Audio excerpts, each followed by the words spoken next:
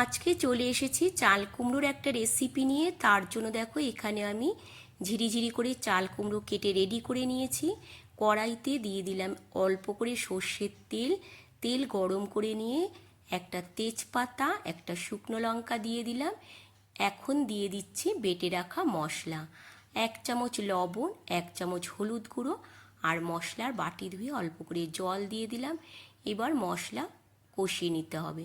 খুব একটা বেশিক্ষণ মশলাটা কষাবো না, হালকা করে মশলা কষিয়ে নিয়ে তারপর কেটে রাখা চাল কুমড়োগুলো দিয়ে দিতে হবে।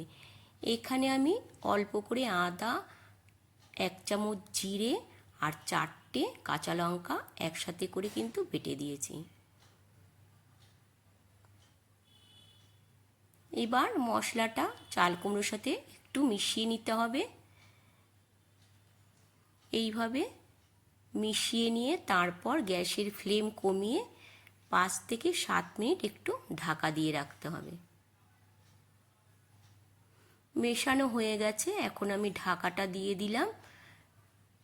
দেখো 5-7 মিনিট পর কিন্তু আমি ঢাকাটা খুলে নিলাম। সামান্য একটু জল উঠেছে, এই জলটা এবার একটু শুকিয়ে নিতে হবে। এখন দিয়ে দিচ্ছি ভেজে রাখা চিংড়ি মাছ।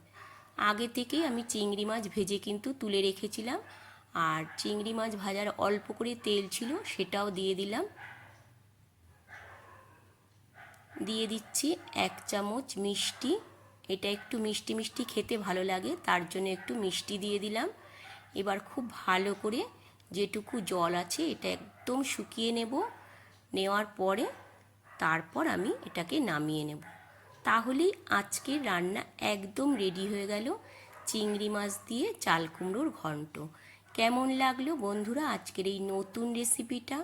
তোমরা কিন্তু জানাতে একদম ভুলো না। আবারও তোমাদের সাথে দেখা হবে অন্য একটা রান্নার ভিডিওতে। ততক্ষণের জন্য সবাই ভালো থেকো, সুস্থ থেকো।